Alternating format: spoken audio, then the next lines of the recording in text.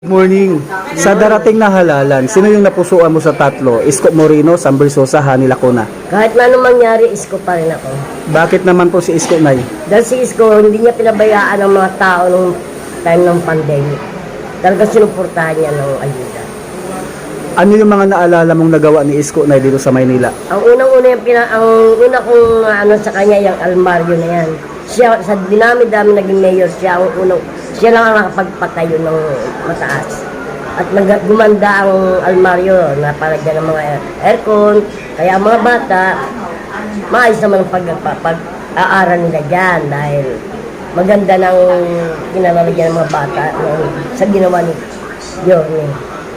Nay, last tanong, anong mensahe mo kay Isko Moreno?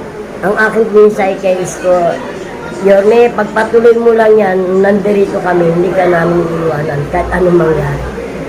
Maraming salamat, Nay. God bless you po. God first sign po tayo, Nay. God first. Love you, Yorme.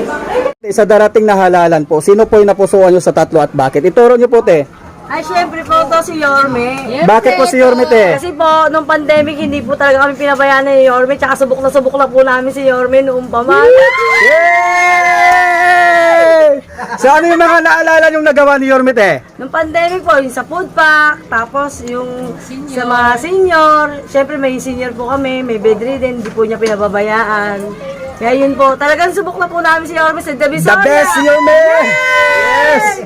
Tsaka sa Divisoria po, talagang nilinis niya, napakabango. Ngayon, dugyot na. Oh. So, last tanong, anong mensahe mo kay Yorme?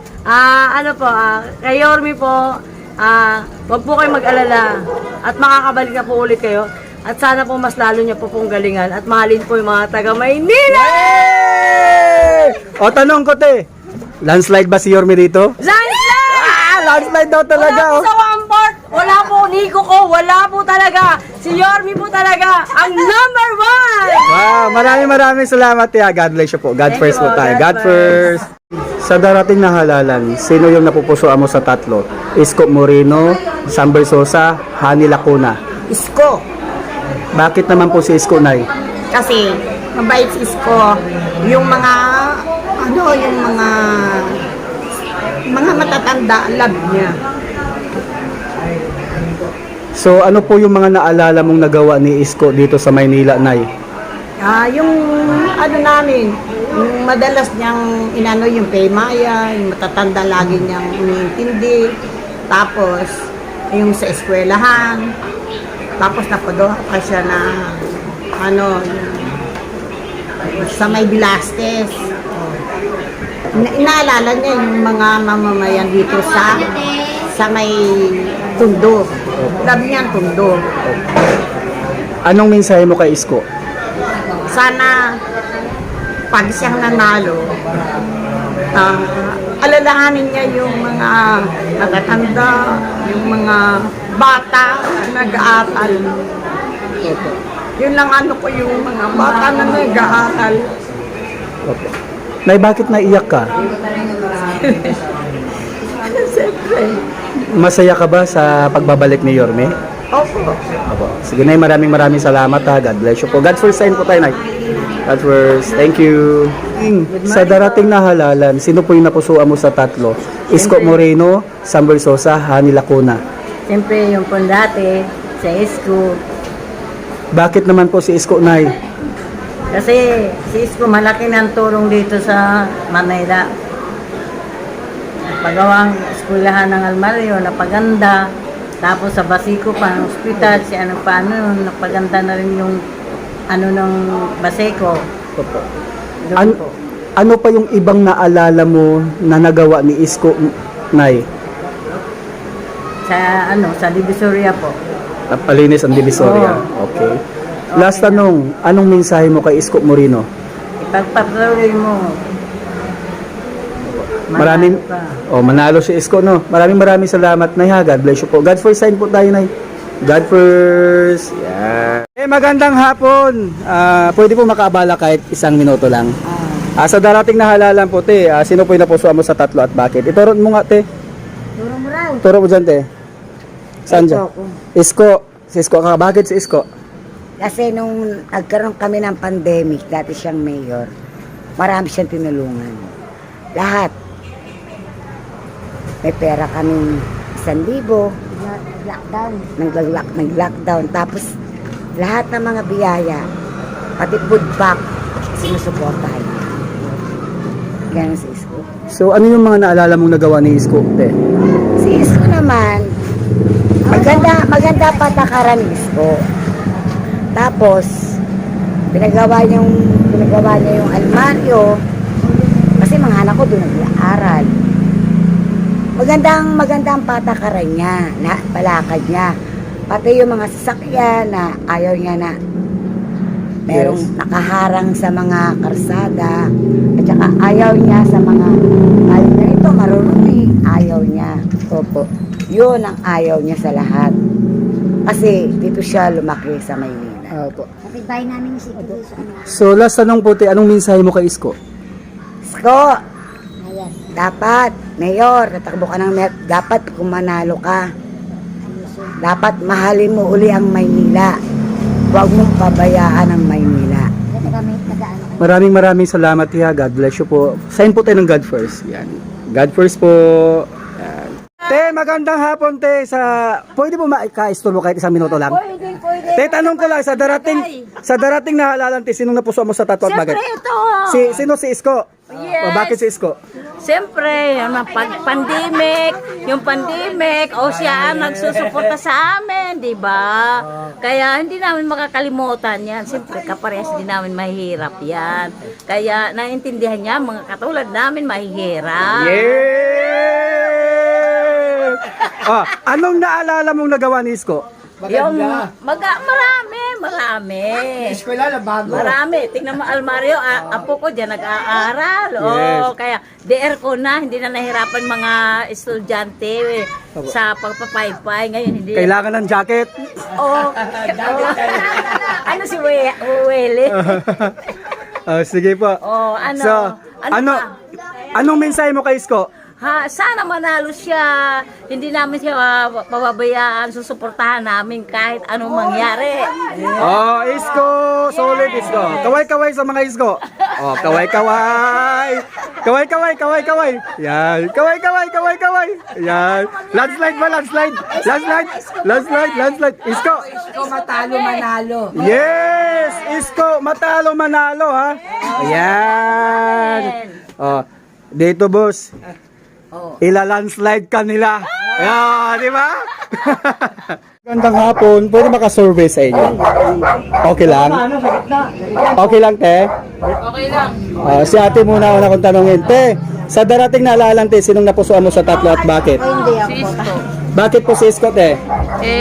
Si Isko batang tunto talaga. Mahal namin si Isko.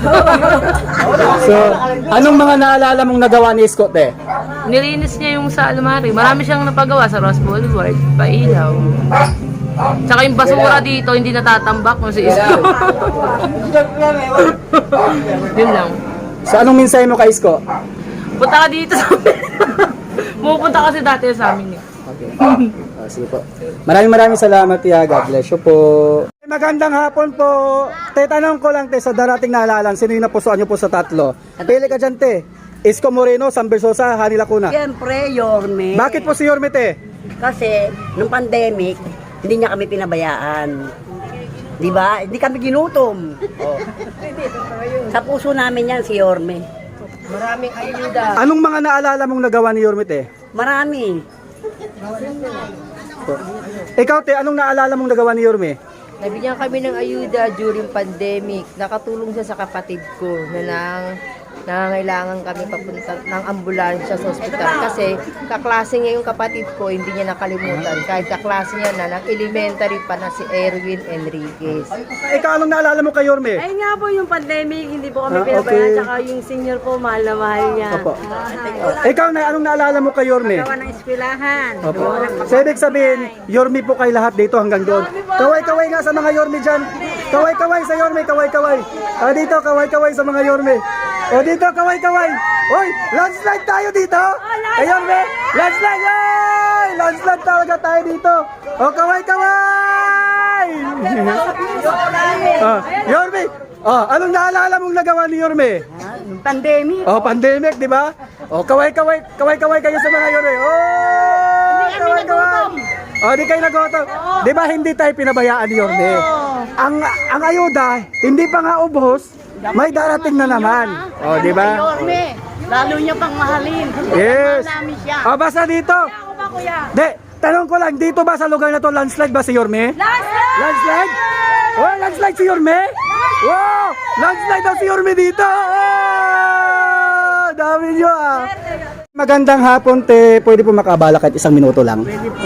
Te, sa darating na halalan, te, tanong ko lang, sinong napusuan mo sa tatlo? Napupusuan Ah, si mo, Yorme. Bakit si Yorme, te? Ay, si Yorme, doon na tayo sa maraming nagawa, hindi tunganga. Oh! Sa Maynila, ginawang burara. Oh!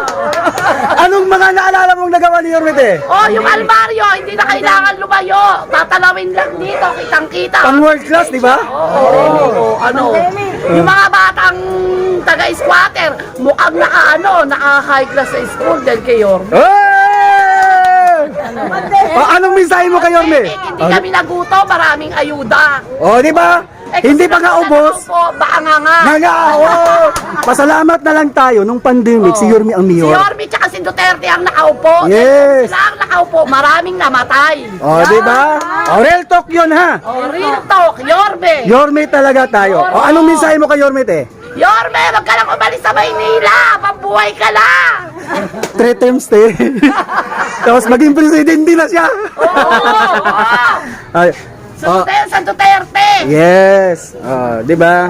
Oh, so maraming salamat, Tia. God bless you. Magandang hapon. Pwedeng makaabala, te, kahit isang minuto lang. Te, tanong ko lang po, sa darating na halalan, sinong napusuan mo sa tatlo? Isko Moreno, Sam Bersosa, Hani Lacuna. Ituro mo dyan, te. Ay, siyempre. Solid ka agapay, Isko Moreno. Bakit naman si Isko, te? Ay, talaga namang fans kami ni Isko nung araw pa. Tumatakbo pa lang siya ng konsihal. Wow! Kasama kami mga panya. Buhay pa yung tita niya. Ah, okay. Kasakay kami sa truck. Kasama namin si Herman Moreno. Ano yung mga naalala mong nagawa ni Isko, te? Ang ano namin, yung food pack. Hindi Wow. kami pinabayaan ng pandemic. Oh. Diba? At nagsimula si Isko, siya ang nagpaano ng pensyon ng mga Senyor. senior. So last tanong, te, anong mensahe mo kay Isko? Anong mensahe ko kay Isko? Bumalik ka na. Bumalik ka na. Bumalik ka na. Yorme. So maraming... Kayo, Isko din po kayo? Te, Isko din kayo? Uy, Isko din po kayo? Uy, ibig sabihin landslide si Isko dito? Oh, pambira, landslide pa landslide pala si Isko dito eh.